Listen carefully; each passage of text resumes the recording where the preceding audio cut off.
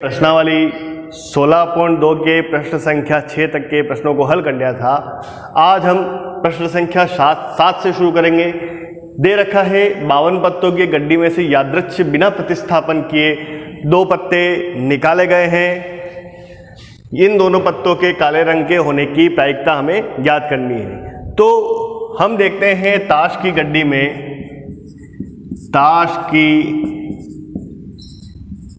में कुल पत्ते हम देखते हैं तो वो कितने होते हैं 52। उसमें से काले रंग के पत्ते कितने होते हैं 26। तो काले रंग का पहला पत्ता अगर हम निकालते हैं तो एक पत्ता काले रंग का होने की प्रायिकता, एक रंग का काले रंग के होने की प्रायिकता कितनी हो जाएगी 26/52 हो जाएगा। अब क्या बोला है यादृच्छिक बिना प्रतिस्थापन किए, यानी कि वापस अपन उस पत्ते को नहीं रख रहे हैं। वापस उस पत्ते को नहीं रख रहे हैं तो दूसरा पत्ता काले रंग का होने की प्रायिकता। अब पहले पत्ते जब आपने निकाल लिया है, काले रंग के पत्ते को निकाल लिया है, वापस हम उस पत्ते को नहीं रख रहे हैं तो हमारे पास पत्ते कितने बच जाते हैं 25। काले रंग के पत्ते कितने बच जाएंगे 25, और इसमें से भी एक कम हो जाएगा तो कितने बच जाएंगे इसमें 51।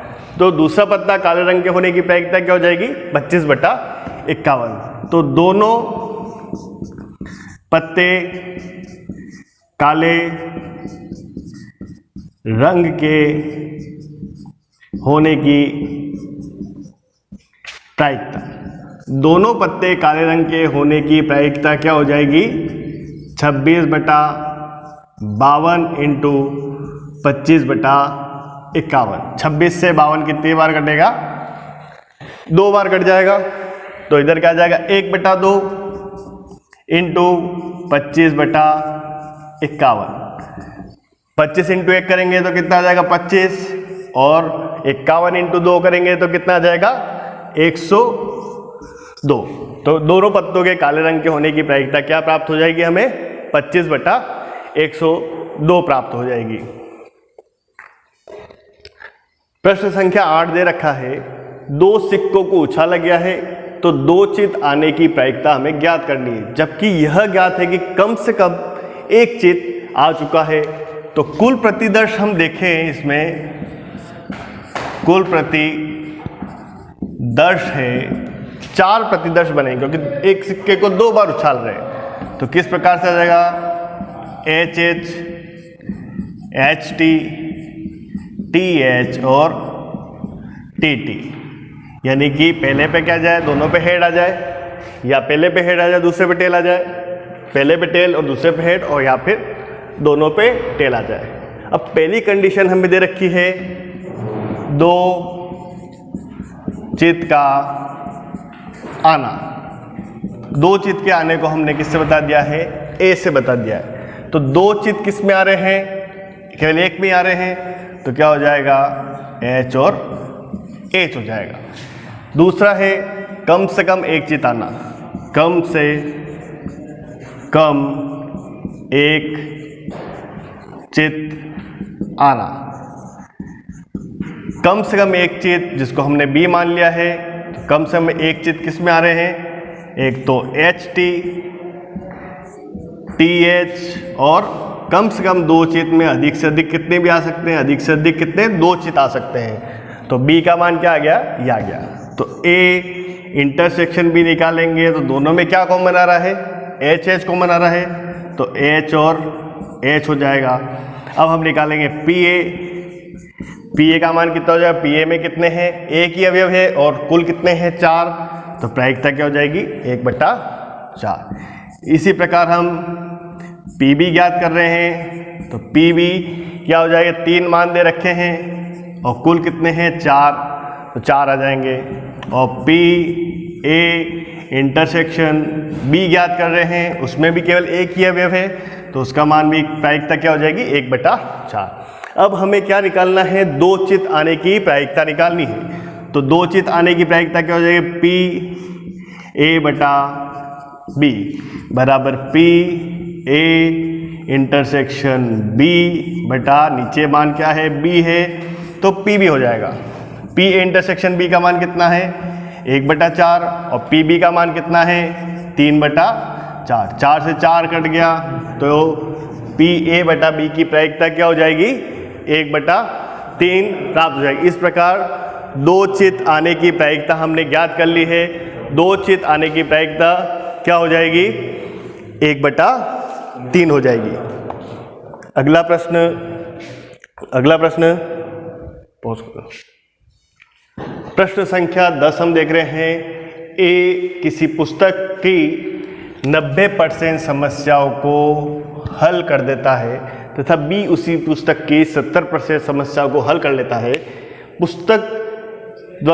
पुस्तक से यादृच्छिक चयनित किसी समस्या को उनमें से कम एक के द्वारा यानी अधिक से अधिक दोनों के द्वारा हल किए जाने की प्रायिकता ज्ञात कीजिए। तो सबसे पहले हम ए का मान देखें, तो पी ए निकालेंगे, तो पी ए क्या हो जाएगा 90% समस्याओं को हल कर रहा है, तो इसको 90/100 यानी कि क्या हो जाएगा 9/10। इसी प्रकार पी बी निकालेंगे, तो पी बी क्या हो जाएगा 70% समस्याओं को हल कर रहा है, तो 70/100 यानी कि क्या हो जाएगा 7/10।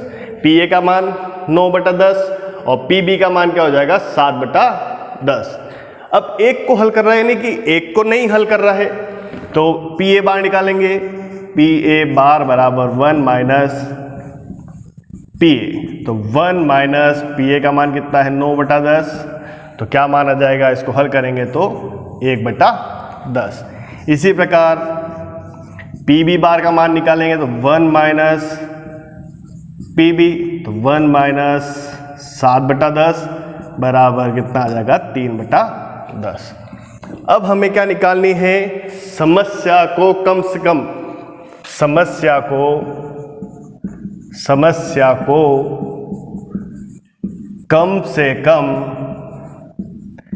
एक के द्वारा हल करने की प्रायिकता।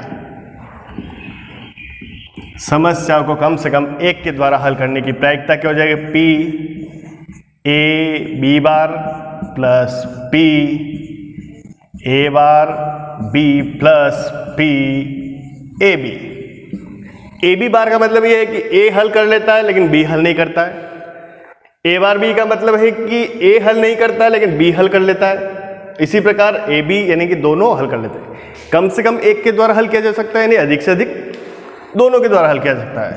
पी ए का मान कितना दे रखा है 9/10 इंटू पी बी बार का मान कितना दे रखा है 3/10 प्लस पी ए बार का मान कितना है 1/10 इंटू पी बी का मान कितना है 7/10 प्लस पी ए का मान कितना है 9/10 इंटू पी बी का मान कितना है 7/10।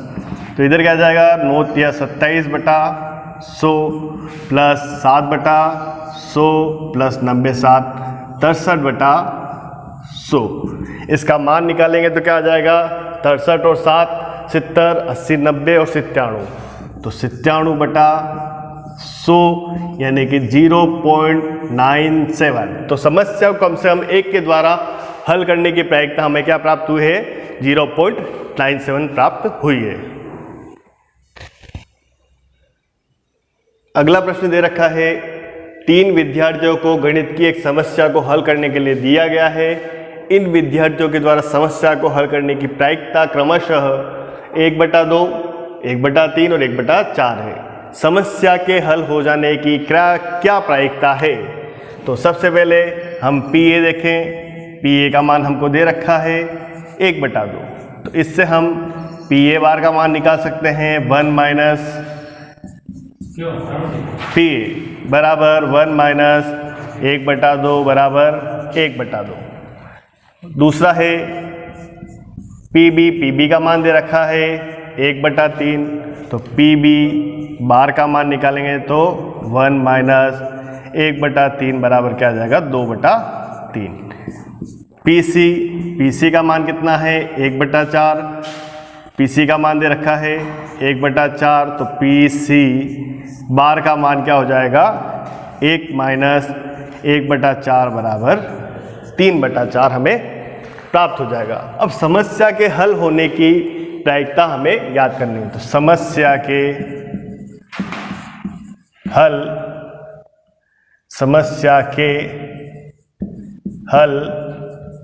हो जाने की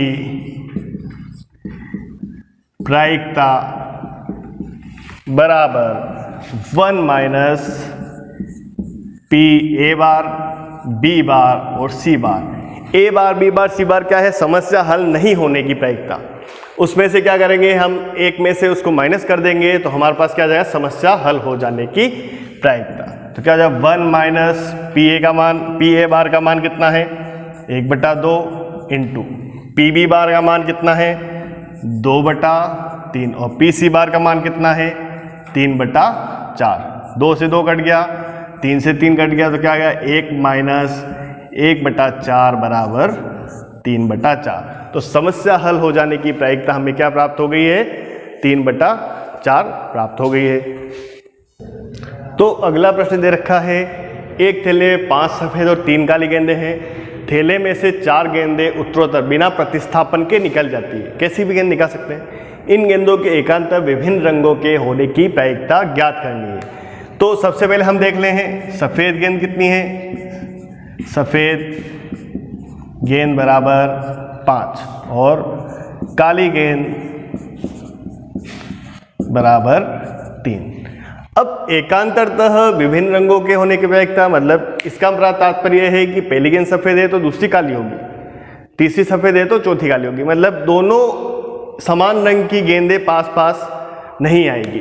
तो सबसे पहले हम एक कंडीशन देख लें कि पहली गेंद क्या है सफ़ेद है, दूसरी गेंद क्या है काली है, तीसरी गेंद क्या है सफ़ेद है और चौथी गेंद क्या है हमारे पास काली है। 2 कंडीशन इस तरह से बनेगी। एक तो पहली कंडीशन तो ये पहली गेंद सफ़ेद है तो सफ़ेद गेंद होने की प्रायिकता क्या हो जाएगी 5/8, क्योंकि 5 सफ़ेद है और 3 काली है, तो टोटल गेंद कितनी हो गई, कुल गेंद 8 हो गई। दूसरी गेंद काली है तो काली गेंद में से एक गेंद निकाल रहे हैं, तो अपने पास एक गेंद निकालने के बाद कितनी गेंद बच रही है 7 गेंदें बचेगी, तो 3/7। तीसरी गेंद सफ़ेद गेंद कितनी थी अपने पास 5, जिसमें से एक निकाल ली है, तो अपने पास क्या बचेगी 4 बचेगी, तो 4 बटा कितना हो जाएगा हमारे पास 6 हो जाएगा। और चौथी गेंद वापस काली है, एक निकालने के बाद हमारे पास कितनी गेंद बचेगी, तो 2/5 हो जाएगी। अब पहली कंडीशन तो ये थी जब पहली गेंद हमने क्या निकाली थी सफ़ेद और दूसरी गेंद क्या निकाली थी काली। अब यहाँ पर अगर पहली गेंद हम काली निकालते हैं, पहली गेंद काली निकालते हैं तो PB1 PW1 PB1 PW2 PB3 और PW4, यानी पहली गेंद काली निकालते हैं और दूसरी गेंद सफ़ेद, तीसरी गेंद काली निकालते हैं तो चौथी गेंद सफ़ेद। अब पहली गेंद काली निकाल रहे हैं तो प्रायिकता क्या हो जाएगी 3/8।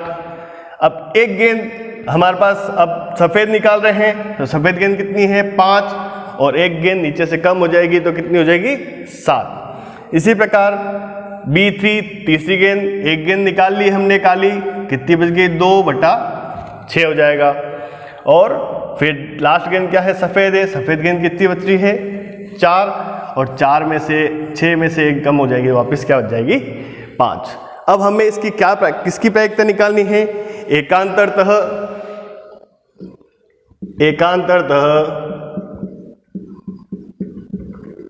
विभिन्न रंगों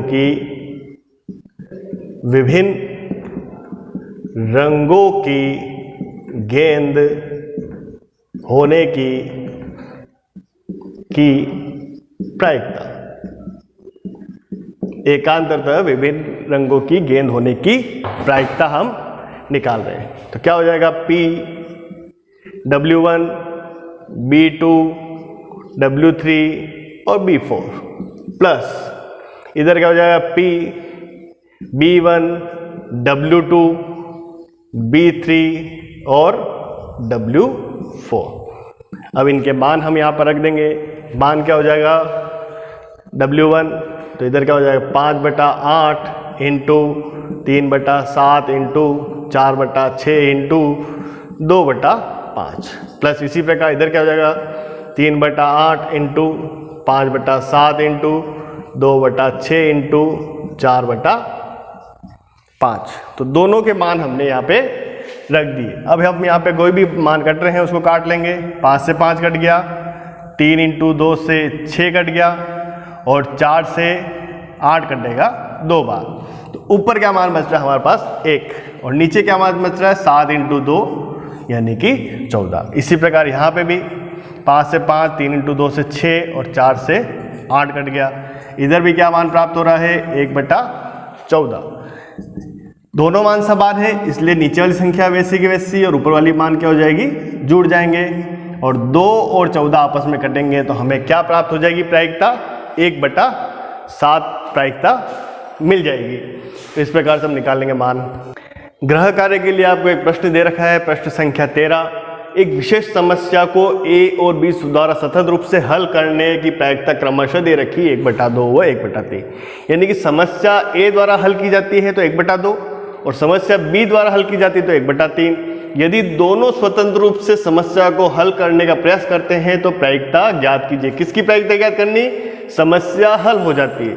इस कंडीशन में क्या आएगी, समस्या एक के द्वारा भी हल हो जाएगी। समस्या हल हो जाती है मतलब एक हल कर लेता तब भी वो काउंट हो जाएगा और दोनों हल कर लेते हैं, यानी कि कम से कम एक वाली कंडीशन लगेगी। कम से कम एक वाली कंडीशन और अधिक से अधिक 2, तो 3 कंडीशन यहाँ बनेगी, P A bar B, P A B bar plus P A B, ये कंडीशन लग जाएगी यहाँ पे। दूसरा दे रखा उनमें से तथ्यतः कोई एक समस्या को हल कर देता है, यानी कि तथ्यतः जब आ जाए तो यहाँ पर हमको दोनों समस्याओं को हल नहीं करना है, यानी कोई न कोई एक समस्या को हल करें तो P A bar B plus P A B बार हमको निकालना है। तो दोनों मान इस तरह से हम निकाल लेंगे। फिर भी आपको प्रश्न को समझ में नहीं आता है तो आप पूछ सकते हैं। Thank you very much.